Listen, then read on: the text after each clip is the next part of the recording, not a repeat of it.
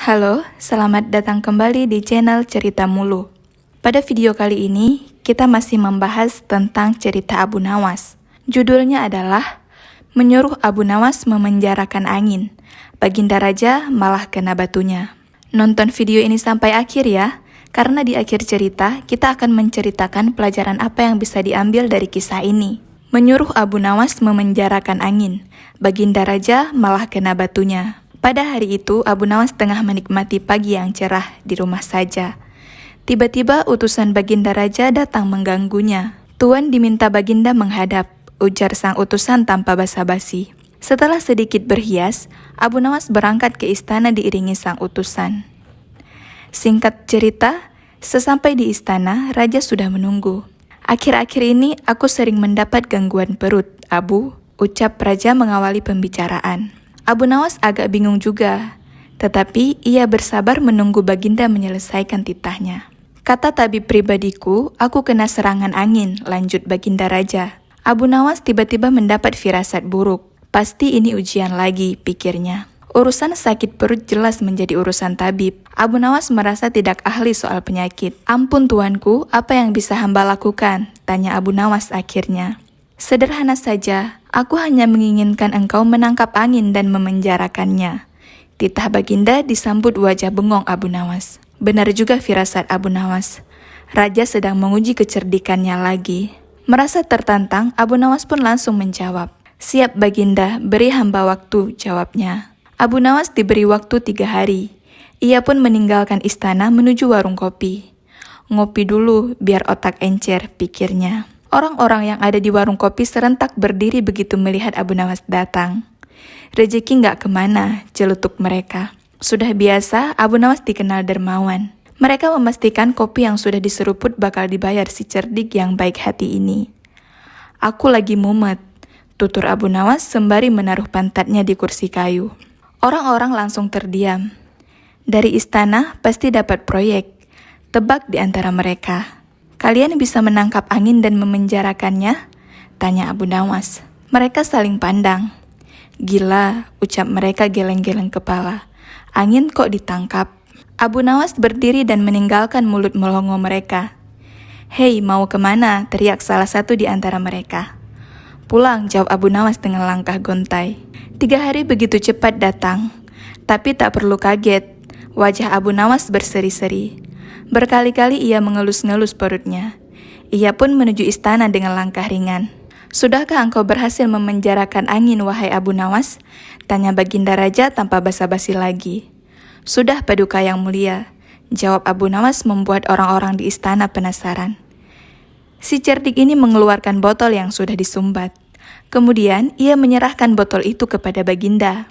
Mana angin itu, wahai Abu Nawas? Tanya Baginda sambil menimbang-nimbang botol itu. Di dalam, tuanku yang mulia, jawab Abu Nawas. Aku tidak melihat apa-apa, kata Baginda Raja. Ampun tuanku, memang angin tidak bisa dilihat. Tetapi bila Paduka ingin tahu angin, tutup botol itu harus dibuka terlebih dahulu, kata Abu Nawas menjelaskan. Setelah tutup botol dibuka, Baginda Raja mencium bau busuk.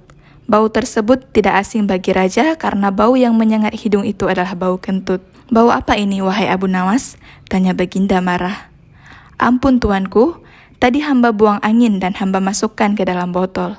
Karena hamba takut angin yang hamba buang itu keluar, maka hamba memenjarakannya dengan cara menyumbat mulut botol, kata Abu Nawas. Pelajaran yang bisa diambil dari kisah ini adalah jangan bermain-main dengan orang yang cerdas dan banyak akalnya, karena itu akan membahayakan diri sendiri. Sedikit kita akan membahas perbedaan sikap orang cerdas dan orang bodoh.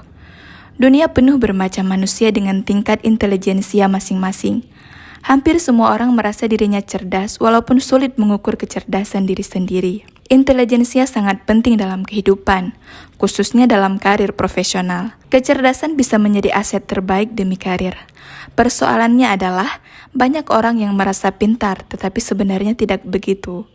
Berikut 5 perbedaan fundamental antara orang cerdas dan orang bodoh. Yang pertama adalah orang bodoh menyalahkan orang lain atas kesalahannya sendiri. Kebiasaan menyalahkan orang lain adalah perilaku tidak profesional yang tidak akan pernah dilakukan orang cerdas. Orang yang secara konsisten menutupi kesalahannya dengan menyalahkan orang lain menunjukkan betapa tidak bertanggung jawabnya dia. Yang kedua adalah orang bodoh merasa paling benar sepanjang waktu. Dalam sebuah konflik, orang yang cerdas lebih mampu berempati pada orang lain dan mengerti argumentasi mereka. Orang cerdas mampu mengintegrasikan pendapat orang lain dengan pikirannya tanpa meremehkan pandangan orang lain.